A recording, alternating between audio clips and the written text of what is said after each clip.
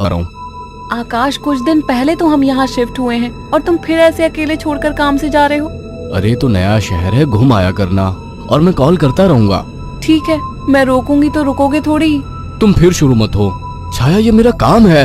ठीक है, मैं अपना सामान लगा देती हूँ, बस अपना ख्याल रखना। आकाश अगली सुबह दूसरे शहर के लिए निकल गया।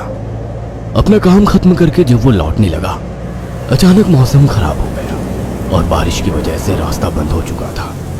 आकाश को मजबूरन फिर से एक दिन वहां रुकना पड़ा। अपनी बोरियत को दूर करने के लिए वो बाजार की ओर निकल आया। पास में ही छोटा बाजार लगा हुआ था। आकाश आधा बाजार घूम चुका था, तभी वहीं उसे एक काफी बुजुर्ग आदमी निराश बैठा दिखा। उसके पास दो छोटी छोटी मूर्ति और एक थोड़ी बड़ी मूर्ति थी, जिस पर काफी अच्छी कारीगरी की हुई थी। बाबा, आप क्यों परेशान हो? कुछ नहीं बाबूजी, बस सुबह से कुछ भी नहीं बिका। अरे बाबा, परेशान ना हो। ये मूर्ति कितने की है? एक काम कीजिए, ये 2000 रुपए है, ये मुझे दे दीजिए। बुजुर्ग ने डरते और झिझकते हुए कहा, लेकिन बेटा, ये मूर्ति शापित है। ये सब बकवास बातें होती हैं बाबा, कोई शाप वाप नहीं होता है। लाओ, ये मूर्ति मुझे दे दो। बुजुर्ग ने कांपते हाथों से उस मूर्ति को आकाश को दे दिया। रात में आकाश होटल के कमरे में गया और फोन पर छाया से बात करने लगा। उसे ठंड सी महसूस होने लगी। फोन रखकर वो सोने के लिए लेट गया। रात गहरी हो चुकी थी, बारिश की वजह से ठंड थी, पर उसे अचानक गर्माहट महसूस होने लगी। उसे अच्छा लग रहा था। उसे महसूस हुआ जैसे कोई उससे चिपक कर लेटा हो। मीठी सी खुशबू, रेशमी बाल, दूसरे जिस्म की गर्मी, मानो छाया ही उसके पास हो। वो लगातार नींद में किसी के स्पर्श को महसूस कर रहा था। अचानक उसे अपने शरीर पर वजन महसूस हुआ। वो अचानक से उठकर बैठ गया। कमरे में बिल्कुल अंधेरा था। उस रूम की लाइट ऑन की तो देखा कमरा खाली था, कोई नहीं था।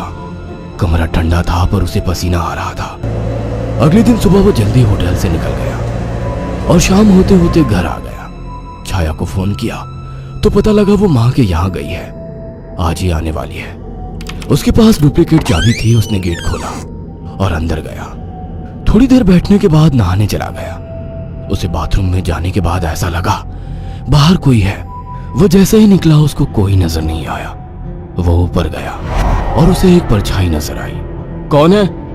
छाया, मजाक मत करो, मुझे ऐसा मजाक पसंद नहीं है। तभी दरवाजे की डोरबेल बजी। जाकर देखा तो छाया थी। आकाश उसे देखते ही खुश हुआ और उसे गले लगा लिया। तुम सही वक्त पर आ गई, मुझे लगा कोई ऊपर है। ऊपर कौन है? मेरी कोई सौतन ले आए हो क्या? कैसी बात करती हो? अच्छा छोड़ो, मैं कुछ खाने का बना लूं, फिर बात करते हैं। हाँ ये ठीक है, मुझे ही भूख लगी है। अच्छा ये देखो कितनी सुंदर मूर्ति है। खाने के बाद वो अपने दोनों कमरे में प्यार की बातें करते हुए अपने निजी पलों के आनंद में लीन होकर सो गए। मगर आधी रात को आकाश को वही खुशबू स्पर्श महसूस हुआ। उसे लगा छाया को आज ज्यादा ही प्यार आ रहा है और वो जो कर रही है करने दो। छाया इस बार काफी उत्तेजित लग रही थी। आकाश को भी आनंद आ रहा था। अंधेरे में छाया ने आकाश के सारे कपड़े उतार दिए और पागलों की तरह उसके जिस्म को चूमने लगी। आकाश भी पूरी तरह से उत्तेजित हो गया था। छाया की गरम गरम सांसें आकाश को पूरी तरह से पागल बना दे रही थी और वासना का खेल चरम सीमा तक पहुंच गया। कुछ ही पलों का वासना का वेग लंबी लंबी और गहरी सांसों के बीच शांत हो गया। सुबह आकाश ने देखा छाया जाग चुकी थी। छाया चाय लेकर आकाश के पास आ गई। उठो, चाय पी लो। वह चाय के लिए उठा तो छाया बोल उठी, ये मूर्ति लेकर कब से सोने लगे तुम? अरे ये तो साइड में रखी थी, वहां बिस्तर में कैसे आ गई? आ गई होगी। एनीवे, चलो तैयार हो जाओ, ऑफिस जाओगे ना? लाओ इस मूर्ति को मैं रख देती हूँ। थोड़ी देर बाद छाया कमरे में सफाई करने गई। वो काम में बिजी थी पर उसे लगा जैसे मूर्ति उसे देख रही है। जैसे उसने मूर्ति की तरफ देखा, मूर्ति अपनी जगह जैसी थी वैसी ही रखी थी। छाया काम खत्म करके कमरे से निकलने को हुई तो अचानक मूर्ति गिर गई। छाया ने पलट के मूर्ति को उठाया। अचानक मूर्ति मुस्कुराई। छाया डर गई और मूर्ति हाथ से छूट गई। डरते डरते उसने मूर्ति को उठाया तो उसने देखा वो सामान्य थी। शैतान मूर्ति डराती है मुझे। ये कहकर उसने मूर्ति को अलमारी में रख दिया। काम खत्म कर छाया नहाने गई और जैसे ही उसने कपड़े उतारे और पानी का नल खोला, गर्म पानी उस पर गिरा। वो चिल्ला उठी और बिना कपड़ों के बाहर निकलकर भाग आई। उसके जिस्म पर छाले हो चुके थे। उसने आकाश को फोन किया। आकाश तुरंत चला आया और उसको अस्पताल ले गया। आकाश ने ऑफिस से कुछ दिन की छुट्टी ले ली। छाया, ये सब कैसे हुआ? पता नहीं, नल से गर्म पानी अचानक निकला। मुझे सब अजीब सा लग रहा है, मानो मुझे कोई देख रहा हो। तुम आराम करो, मैं कुछ खाने को लेकर आता हूँ। छाया लेटी हुई थी। अचानक उसने ध्यान दिया, मूर्ति उसकी ही तरफ घूर रही थी। अचानक उसे याद आया कि मूर्ति को तो उसने अलमारी में रख दिया था। अचानक वो मूर्ति हिलने लगी। छाया चीख उठी। आकाश दौड़ता हुआ आया।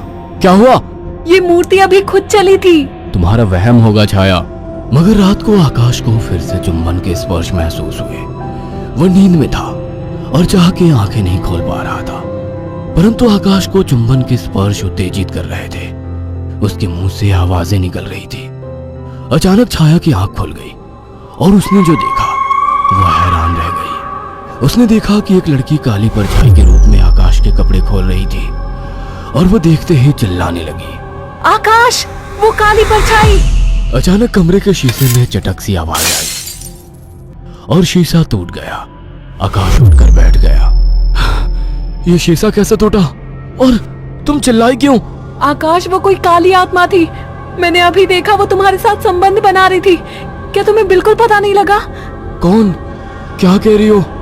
मुझे महसूस तो हुआ, पर मुझे लगा तुम हो। पागल हो क्या? ऐसी हालत में मैं संबंध बनाने की सोचूंगी? आकाश, वो एक काली परछाई थी, पर वो एक लड़की थी। तभी मुझे कल रात को जब ये सब महसूस हुआ तो मुझे कुछ अजीब सा लगा था। मुझे ऐसा होटल में महसूस हुआ कि जैसे मेरे पास कोई तो है। और अगले दिन मैं घर आ गया था। तब से जब भी सोता हूँ ऐसा कुछ होता है। मुझे लगता था कि तुम हो। तभी अचानक दोनों का ध्यान मूर्ति पर गया। आकाश ने तुरंत उस मूर्ति को बाहर फेंक दिया। कुछ दिन बाद छाया पानी पीने के लिए उठी। अचानक उसकी नजर फिर से ड्रेसिंग टेबल पर रखी मूर्ति पर पड़ी। अचानक उस मूर्ति ने काली परछाई का रूप धारण कर लिया। छाया अचानक बेहोश हो गई। कुछ देर बाद उसकी आंखें खुली तो उसे सब सपने जैसा लग रहा था। अचानक वो किचन में चली गई। तभी वहां आकाश आ गया। अरे, पहले ठीक तो हो जाती।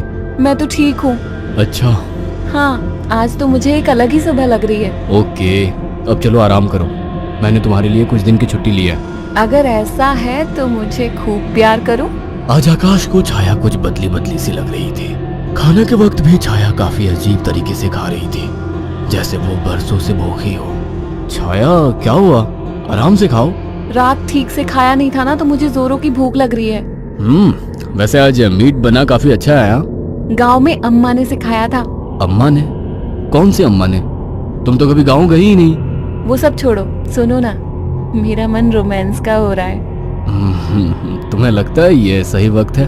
प्यार करने का कोई वक्त नहीं होता। अचानक छाया आकाश से जाकर लिपट गई। उसके जिस्म को चूमने लगी। आकाश ने देखा छाया ने आज साड़ी भी अलग तरीके से बांधी थी। दोनों के बीच संभोग क्रिया होने लगी। दोनों काफी उत्तेजित थे। अचानक आकाश को फिर से छाया में वही खुशबू और स्पर्श महसूस हुआ। छाया आकाश को छोड़ने का नाम तक नहीं ले रही थी। आकाश को महसूस हुआ ये छाया नहीं है। आकाश ने एक झटके से छाया को धक्का दे दिया। रुक क्यों गए? प्यार करो मुझे, रुक क्यों गए? आवाज में भारीपन था। आकाश की आंखें बंद थी, पर जैसे ही उसने आंखें खोली, जिसमें छाया का था लेकिन चेहरा किसी और का था। आकाश ने कांपती आवाज में कहा, मेरी बीवी कहाँ है? छाया के चेहरे के हाव भाव बदलने लगे। उसका चेहरा सफेद और आंखें काली थी। वो गुस्से में बोली, मुझे पसंद नहीं थी वो, मार डाला उसे। अचानक वो एक परछाई में बदल गई। उसने अपने लंबे और पहने दांत आकाश की गर्दन में गाड़ दिए। आकाश एक दिल दहला देने वाली चीख के साथ शांत पड़ गया। कुछ दिनों बाद जब घर से बदबू आने लगी तो पड़ोसियों ने पुलिस को बुलाया तो देखा दोनों की लाश बहुत बुरी तरह से कटी पड़ी है और सड़नी शुरू हो चुकी थी।